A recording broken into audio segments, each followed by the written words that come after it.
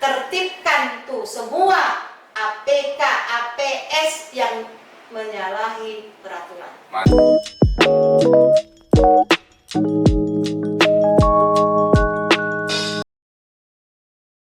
Assalamualaikum warahmatullahi wabarakatuh. Selamat pagi, salam sejahtera bagi kita semua. Horas Taptek. Jumpa lagi bersama kami di sini di ruang podcast Bawaslu Kabupaten Tapanuli Tengah.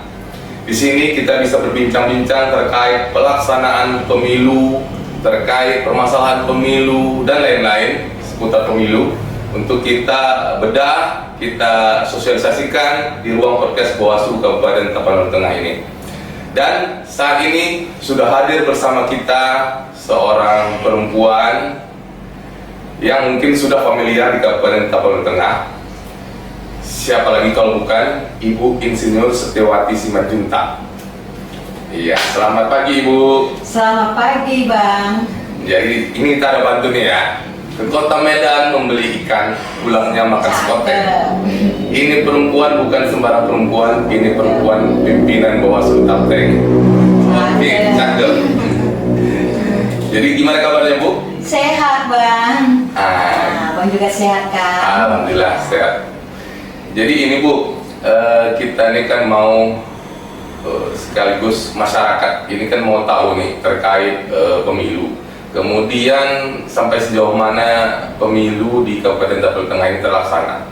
Terus juga ada nih yang lagi viral terkait alat peraga sosialisasi atau alat peraga kampanye. Saya itu juga belum tahu banget terkait APS atau APK ini apa. Mungkin nanti Ibu bisa jelasin karena banyak pengaduan dari masyarakat melalui TikTok atau melalui Facebook ataupun Instagram terkait banyaknya atau maraknya pemasangan baliho-baliho para caleg gitu kan. Apakah itu menyalahi aturan? Apakah itu memang sudah benar? Itu mungkin Ibu bisa jelaskan kepada masyarakat di Kabupaten Tapanuli Tengah yang menonton podcast ini, biar nantinya mereka nggak salah paham, biar nggak ribut lagi di lapangan terkait pemasangan APS atau APK ini. Mungkin Ibu bisa jelasin sedikit.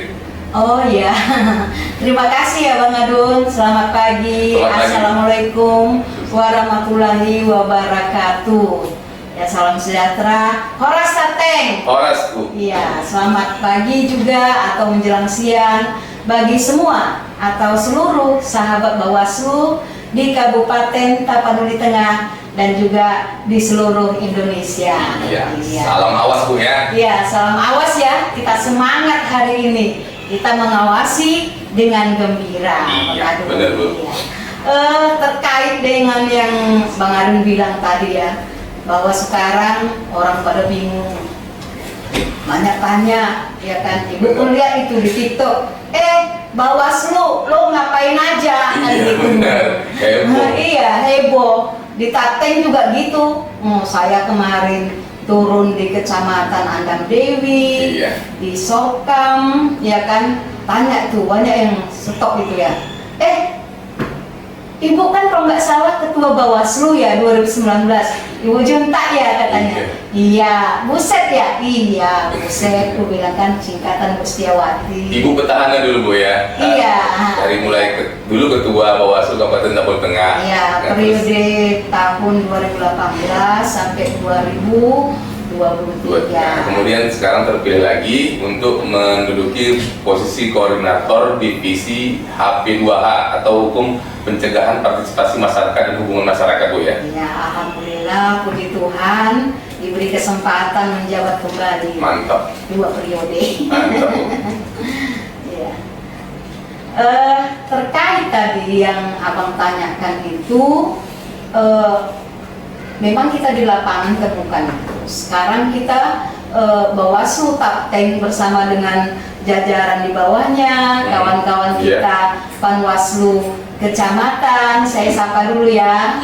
Horas, sahabat-sahabat, ketua dan anggota Panwaslu Kecamatan se-Kabupaten Tapanuli Tengah, ya kan? Salam semangat terus teman-teman. Salam awas, tetap semangat dan gembira. Iya kan? Memang benar, tidak hanya di Kabupaten Tapanuli Tengah, di tempat lain juga seperti itu Bang. Sekarang walaupun tahapannya masih tahapan sosialisasi bagi peserta pemilu. Siapa peserta pemilu itu? Kan partai politik. Dan mereka sesuai dengan tahapan diberi mandat oleh undang-undang. Sekarang saatnya mereka bisa mensosialisasikan partainya kepada masyarakat. Nah, hanya saja ya mungkin sekarang kan banyak tuh spanduk-spanduk, baliho-baliho, ada yang sudah contoh ada caleg DPR RI, nah, ya itu kan ada caleg juga provinsi, DPRD provinsi, ada pula caleg DPRD kabupaten juga, bahkan sudah cetak, udah mendirikan itu balihonya, lengkap pula dengan nomor urutnya, ya kan. Nah, itu ada pula tanda coblosnya lagi. Ada APS, ada APK, itu bisa dijelasin Bu kepada masyarakat Kabupaten Tabel Tengah ini apa sih APS itu, apa sih APK itu, biar maksudnya paham dan masyarakat ini, oh ini boleh, oh ini nggak boleh. Iya, soal definisi APS dan APK itu kan sudah ada, baik di apa nanti di PKPU, terutama kan nanti mungkin di Undang-Undang 7 tahun 2011, 2017 itu sudah ditetapkan itu di Perbawaslu juga, sampai sekarang itu masih belum dicabut kok. Pengertian itu meskipun PKPU nomor 15 tahun 2022 itu sudah ada, ya kan, sudah ada untuk bagaimana tahapan berkampanye, ya kan. Kemudian sekarang kan yang menjadi resah masyarakat itu, yang ini masyarakat kita kan udah pintar nih Bang. Benar sekali. Sudah bisa kita ini pemilih cerdas. Kita lihat itu pemilih cerdas, baik itu pemilih pemula, mereka itu sudah bisa membedakan mana yang APS, mana yang APK. Makanya mereka beribut. Buset, itu kan sudah mengarah ke APK bukan APS. Kenapa tidak ditertibkan Bawaslu? Masyarakat itu nanya semua. Ya, saya tanya bilang, emang menertibkan APK atau APS itu tugas Bawaslu nggak ya? Nah, kan gitu. Baca-baca, Pak, izin Pak, Bu, izin.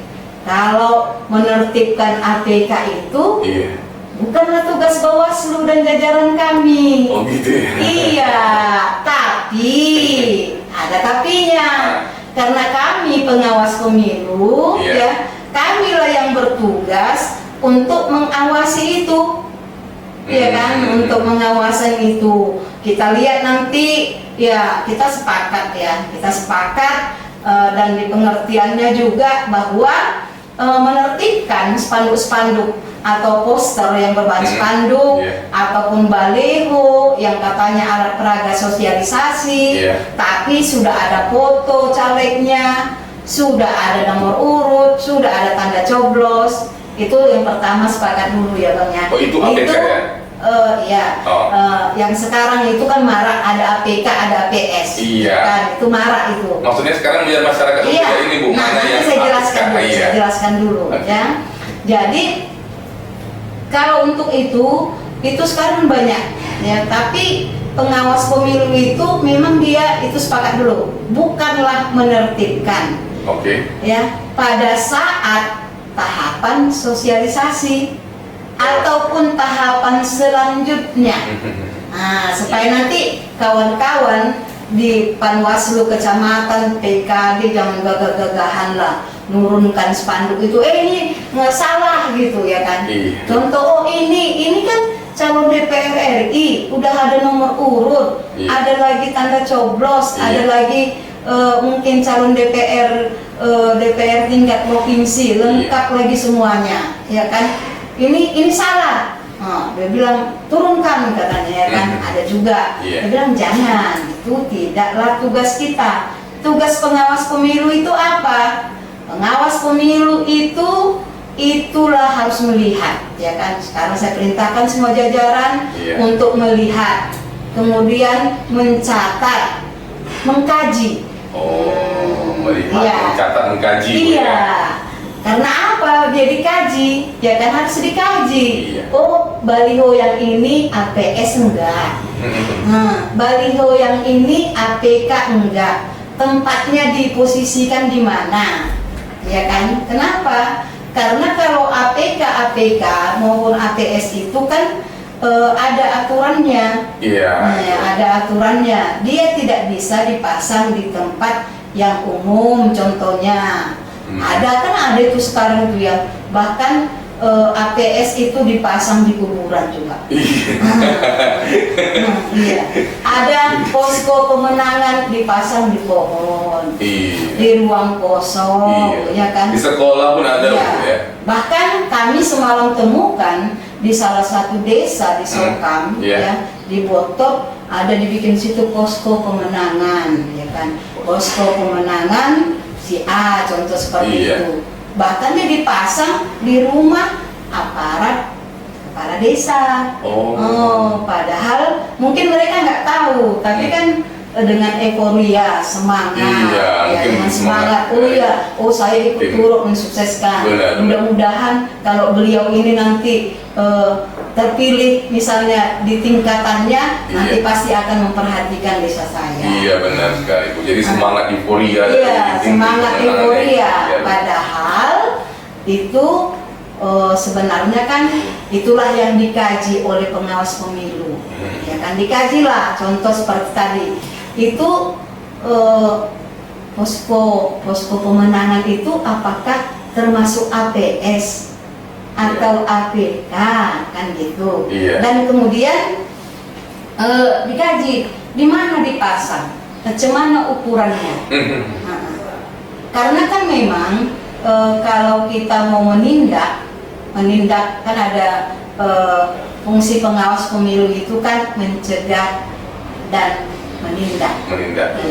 Kalau ada dugaan pelanggaran. Namun kan kita mau, kan nggak bisa bilang, oh ini belum tahapan, ya. Mereka kalau kampanye ya di tahapan kampanye kan ada 3 tahapan, baru bisa ditindak. Kemudian pada masa tenang, kemudian di hari hanya, ya. Nggak bisa juga Panwaslu atau Bawaslu bilang, ini masih tahapan ini, kami diam-diam aja, nggak ada cerita. Nah, itu yang masyarakat nggak tahu. Cuma karena ini tidak terinformasikan, sebelum ini kita kan harus melakukan pencegahan nih. Bagaimana pencegahannya agar yang dikategorikan alat peraga sosialisasi pun kalau ditempatkan di tempat yang tidak pada tempatnya itu juga harus ditertibkan. Setuju saya. Iya. Kalau misalnya alat peraga sosialisasi, ya kan, itu tidak boleh ada nomor ya kan, kalian. Kemudian tidak boleh ada citra diri di situ. Citra diri ini maksudnya gimana nih? Citra diri ya, kan dia lah ada visi-misinya, visi-misi nggak bisa. Kemudian kalau sekarang yang dipromosikan mereka, disosialisasikan dia adalah peserta partai pemilu dari mana. Mohon doa dan dukungan itu boleh ya? Mohon doa dan dukungan ya boleh. Boleh ya. Boleh, itu kan bukan hanya mengajak, ya itu kan umum. Iya, ya kan. Untuk mencoblos ini apa, tanda coblos itu sudah termasuk ke dalam alat peraga kampanye. Kalau seperti itu dicatatlah, inilah ya. Sekarang Panwaslu kecamatan, kemudian pengawas desa kelurahan sedang mendata ini semua. Sedang mendata. Iya, mereka data, perintahkan mereka data ini. Ini di desa A, contoh pengawas kelurahan desa Sigambu-Gambu misalnya, Sigambu-Gambu di Kecamatan Barus, dia kan data berapa baliho apa saja, jenisnya di mana, ditempatkan di mana. Kemudian mereka nanti rapat dengan Panwaslu kecamatan, mengkajilah baliho ini masuk APS atau APK. Nah, kalau APK nanti mereka akan mereka membuat LHPP, laporan kepada kita, agar ini bisa ditertibkan kalau mereka sudah melakukan pencegahan. Pencegahannya kita kemarin sudah buat surat imbauan kepada partai politik, ya kan, pada partai politik hal-hal mana yang bisa mereka buat sebagai baliho ataupun spanduk-spanduk yang diperkenankan pada saat sosialisasi, ya kan? Tapi kalau misalnya imbauan kita dicuekin, ya dicuekin, kita sudah cegah ini, kita data, sekarang kita data, ya kan? Karena kita sudah kasih imbauan, mengatakan, menyampaikan, ini nggak bisa. Ya, ini nggak bisa, segera kalau mereka mau turunkan atau pindahkan, alhamdulillah, terima kasih, ya kan? Berarti pencegahan kita berhasil. Kalau pencegahannya berhasil kan nggak perlu ditindak. Ya. Tapi misalnya kalau mereka itu nggak mau, nah ini nanti hari Selasa yang akan datang kita akan melakukan rapat bersama dengan seluruh Korbit pencegahan. Masing-masing di satu kecamatan kita undang ke kantor Bawaslu Kabupaten, kita kaji kembali lebih dalam, kita rapatkan hal-hal mana yang masuk nanti dugaan pelanggaran, ya kan? Jadi nanti hal inilah kemudian setelah kita dapat datanya, ya kan? Kita kan harus dapatkan datanya. PSK itu di mana letaknya, punya siapa, sehingga kita bisa dibantu mungkin dari mitra kita, ya pemerintah Kabupaten Tapanuli Tengah yang punya wilayah ini, iya kan, yang punya wilayah ini, bagaimana sih tata kotanya atau tata kabupatennya, di mana-mana bisa. Kemudian kita juga nanti akan undang juga Satpol PP bila perlu.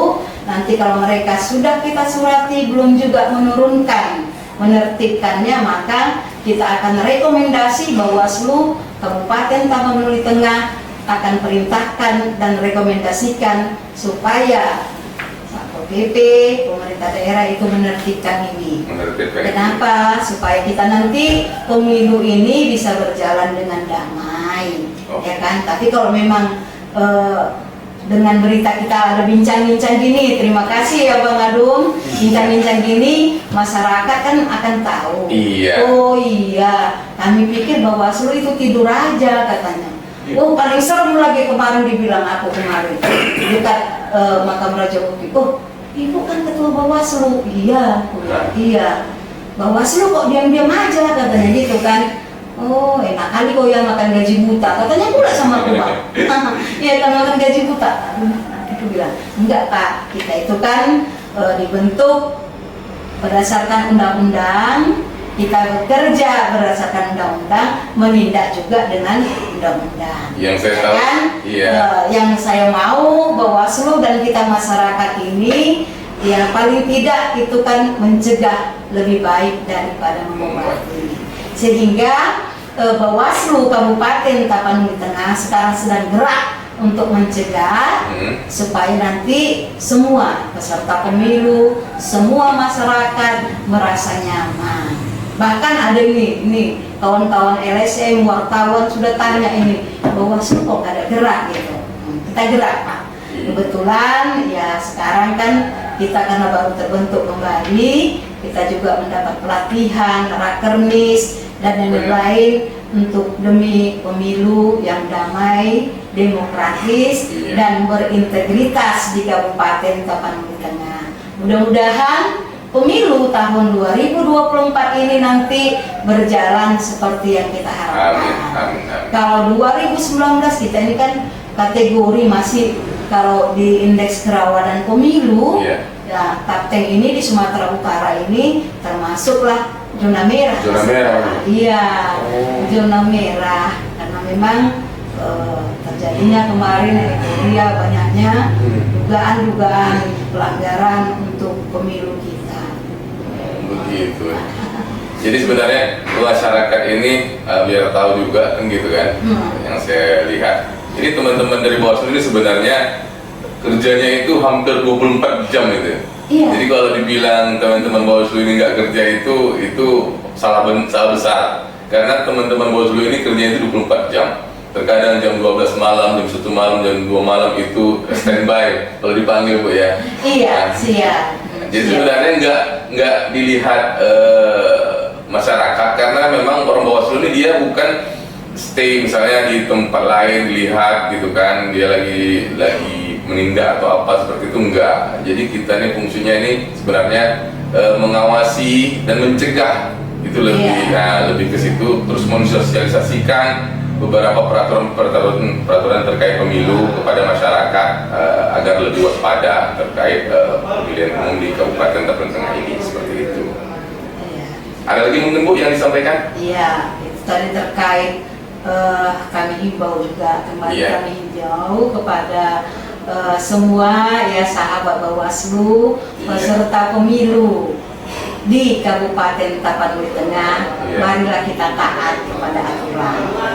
Cocok, saya setuju. Kita taat kepada aturan karena kita lah sama rakyat awasi pemilu, bersama Bawaslu tegakkan keadilan. Maka seluruh peserta pemilu, masyarakat juga sebagai pengawas partisipatif, kami mengajak supaya sama-sama mari, karena kitalah yang menentukan mau dibawa kemana Tapanuli Tengah ini ya. Di era kontestasi pemilihan pimpinan, pemilihan presiden, nanti untuk pemilu, pemilihan wakil rakyat kita baik di tingkat RI, kemudian di tingkat provinsi, apalagi di tingkat kabupaten, ya kan? Kalau nanti misalnya kawan-kawan peserta pemilu ini, saya percaya adalah orang-orang pimpinan parpol ini, ketua dan sekretaris adalah orang-orang yang hebat, Pak. Orang yang hebat dan bijaksana. Mari bersama Bawaslu kita tegakkan peraturan itu. Iya, kalau kurang tahu silakan datang ke kantor Bawaslu Kabupaten Tapanuli Tengah. Kami welcome ya Bapak Ibu, kami welcome peserta pemilu maupun masyarakat. Bahkan kemarin itu ya selama 3 hari ya Bawaslu RI itu memanggil masyarakat kita untuk dididik, mengikuti pendidikan ya, pelatihan untuk partisipasi masyarakat dengan program P2P. Peserta dari kita Kabupaten Tapanuli Tengah sungguh luar biasa. Ada mahasiswa, pelajar dari berbagai ragam organisasi, mereka sangat antusias, Pak. Mantap. Ternyata memang terjadi ada juga karena belum tahu, belum kenal. Mari kenalan kita ya Bapak Ibu dengan Bawaslu Tapteng, sehingga harapan kami di masa sosialisasi ini pemasangan APS, alat peraga yang masih alat peraga kampanye janganlah dulu dipasang, ya kita cegah, bila perlu ya disimpan dulu, nanti ada saatnya, pada saat kampanye baru didirikan ya. Karena kita tahu juga ya Pak ya, ini kan punya biaya juga, ini udah semangat nih, contoh saya anggota dewan, udah semangat daripada 2 kali cetak, ya udah saya cetak ya kan, karena itu menambah semangat. Walaupun belum ditetapkan di DCT, karena sudah yakin ya, sudah berbuat. Ini luar biasa. Tidak hanya di Tapteng, ini juga berlaku seluruh Indonesia. Namun, ya kan, karena alat peraga itu juga harus mempertimbangkan etika, ya kan, estetikanya, kebersihannya dan keindahan di Kabupaten Tapanuli Tengah. Biar gak kumuh Bu ya? Iya, biar gak kumuh. Jangan-jangan nanti apa indah, tapi kita kan masak di pohon ya. Nah, di pohon itu kan udah apalagi di kuburan. Nah, aku pun heran, kok ada di kuburan? Emang siapa tim sesnya? Nah, kalau udah meninggal kan nggak ikut lagi. Iya benar-benar. Ya Pak ya. Jadi nanti kawasan-kawasan tertentu, penempatan-penempatan supaya nanti lebih nyaman ya. Sehingga nanti kita akan bekerja sama dengan mitra kita. Kita di masa sosialisasi ini kami bisa menerbitkan rekomendasi, tertibkan tuh semua APK, APS yang menyalahi peraturan. Mantap. Oke, terima kasih Bu Setiawati atas kehadirannya di ruang podcast Bawaslu Tapani Tengah. Ini mungkin menambah pengetahuan masyarakat Kabupaten Tapani Tengah terkait permasalahan-permasalahan yang lagi viral di Kabupaten Tapani Tengah. Mudah-mudahan dengan adanya sosialisasi dari Bawaslu Tapani Tengah ini, mungkin lebih paham masyarakat terkait pelaksanaan atau progres tahapan pemilihan umum di Kabupaten Tapani Tengah. Tetap terus pantengin ruang podcast Bawaslu Tapani Tengah, karena mungkin nanti kita lebih banyak mengundang tamu dari mahasiswa, dari parpol-parpol, dari petugas keamanan, entah itu dari Polri, dari TNI, kemudian dari organisasi masyarakat, gitu Bu, kemudian dari tokoh-tokoh agama terkait pelaksanaan pemilu di Kabupaten Tapani Tengah. Oke, terima kasih. Salam awas. Bersama rakyat, awasi pemilu. Bersama Bawaslu, tegakkan keadilan pemilu.